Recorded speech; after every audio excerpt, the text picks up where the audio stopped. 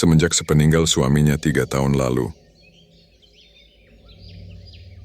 Leni seorang ibu muda, tinggal bertiga dengan kedua putranya. Meski hidup bertiga, namun mereka menjalani hari dengan penuh kebahagiaan. Kemana anak-anak ini nggak pulang-pulang? Dan saling menyayangi satu sama lain. Meski terkadang, Adi dan Fajar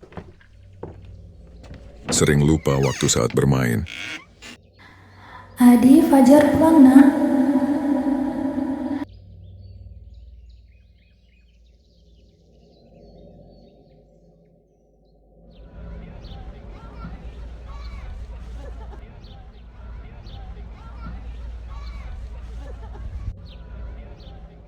Leni menjemput kedua anaknya pulang dengan paksa. Kalau bermain pasti mereka lupa waktu. Perasaan kakak tidak enak, Dek.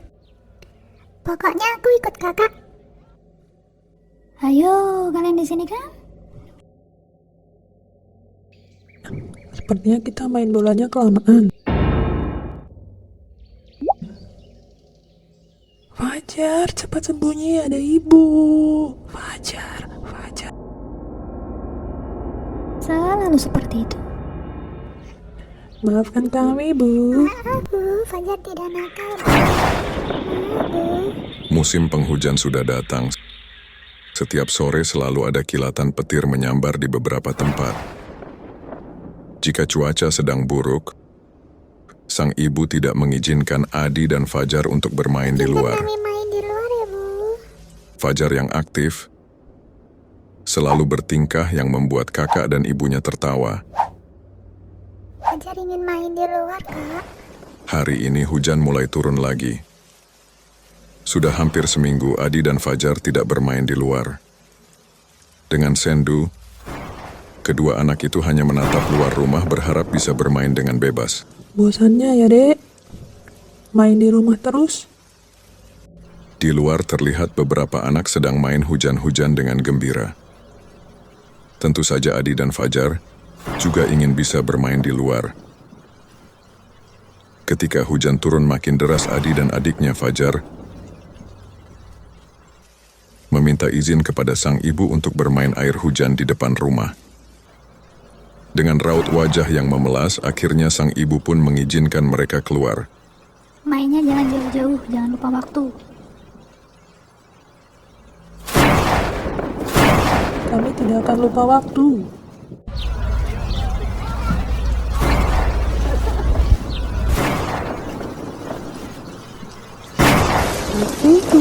Satu, dua. Senangnya main hujan-hujanan.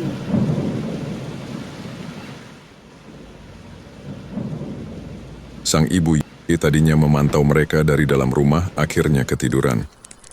Duh, ngantuknya.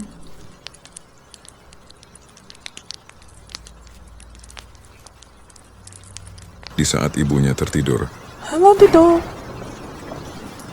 tak berapa lama kemudian datanglah teman mereka bernama Tito. Tito mengajak Adi dan Fajar agar bermain hujan-hujan agak jauh dari rumah mereka. Ayo ke sana, tapannya bagus. Banyak teman. Pokoknya aku ikut kakak. Saking asyiknya mereka bermain. Tibalah mereka bertiga di suatu tempat di mana banyak anak kecil lainnya berkumpul untuk mandi hujan. Ayo ke sana. Mereka berenang ke sana kemari dengan gembira senang. Tanpa diduga, sampailah mereka di suatu tempat, yaitu bekas galian yang memiliki kedalaman lebih dari 1 meter.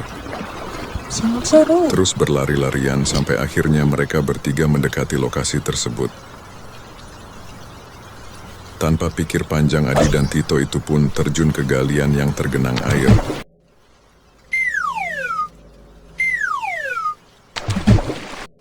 Alhasil ketiga anak yang tidak bisa berenang itu pun tenggelam. Mereka berusaha melambai-lambaikan tangan agar terlihat oleh teman yang bermain di atas. Bagaimana ini? Kami tidak bisa berenang. Naasnya hanya ada Fajar yang berusia 3 tahun.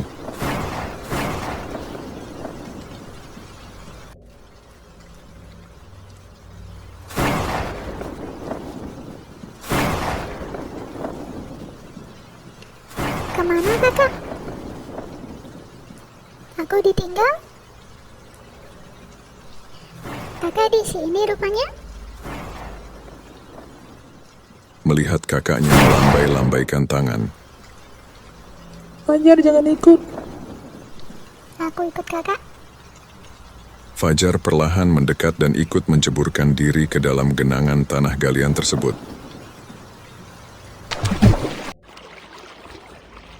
Adi, Tito, dan Fajar terus berusaha bagaimana caranya agar mereka bisa selamat.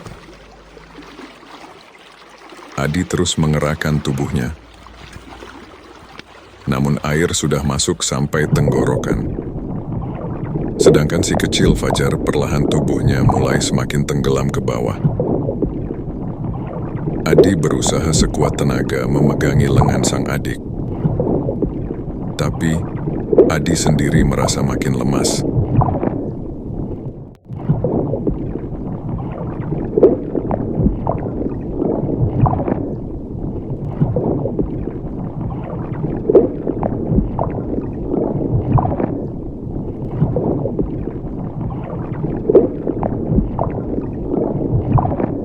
Adi dan Tito semakin panik. Kesakitan yang luar biasa mulai merayap.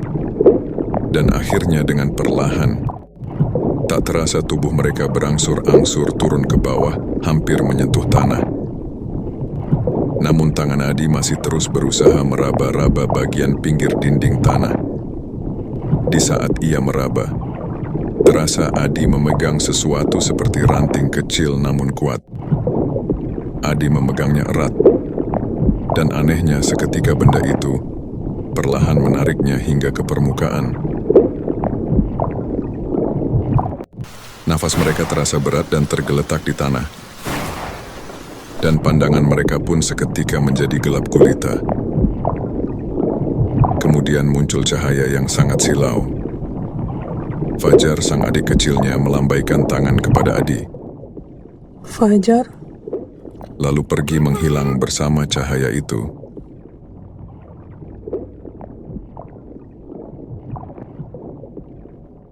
Terlihat lagi bayangan, di mana Tito dan Adi tenggelam di genangan.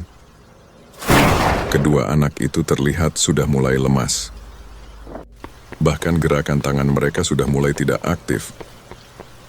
Fajar, sang adik kecil, berlarian mengelilingi sumur, berusaha menolong kakaknya, tapi tangannya tidak sampai. Fajar berlari ke sana kemari mencari kayu, tapi tidak ia dapati.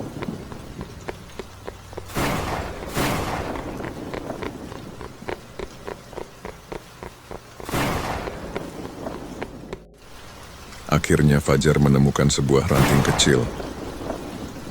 Aku akan menolong kakak.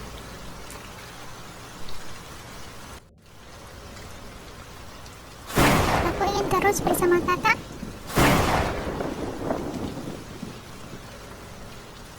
Fajar menggunakan ranting kecil itu untuk menggapai tangan sang kakak. Tangan Adi langsung meraih ranting kecil itu, sambil terus berusaha menaikkan tubuhnya ke permukaan.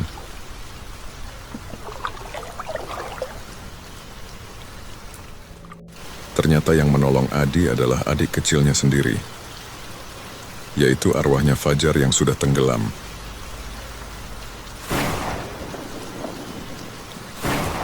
Dan mayat tubuh kecilnya belum bisa diketemukan. Tak kuasa menahan penyesalan,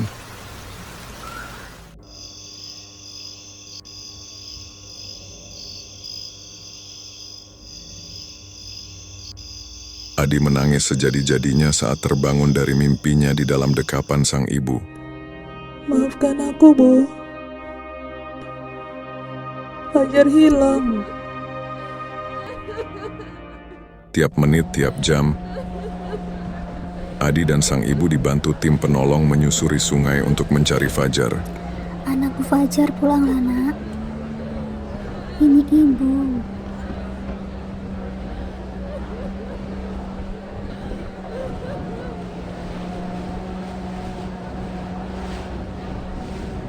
Beberapa hari berlalu, keputusasaan mulai mereka rasakan. Sudah seminggu, mayat Fajar belum juga muncul ke permukaan. Bahkan tim SAR pun sudah mulai putus asa dan kelelahan.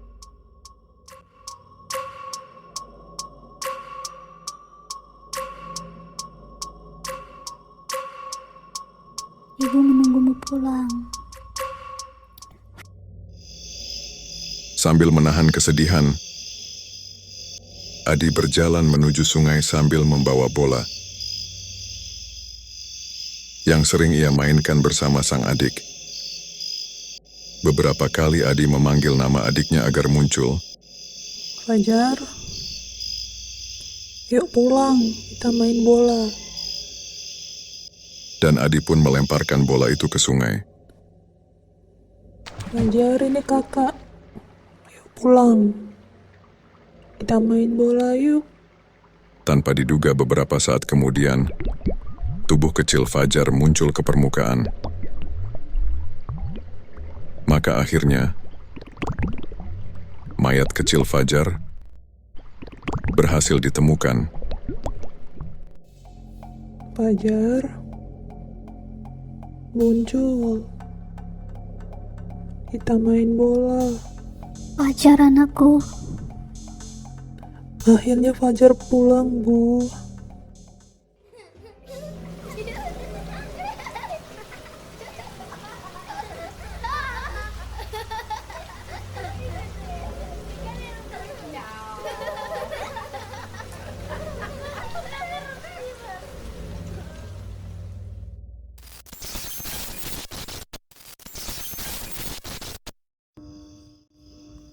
Kau mau permen?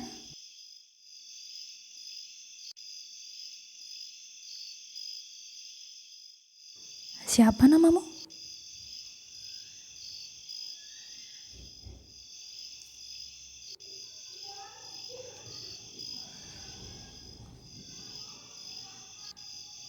Namaku Fajar.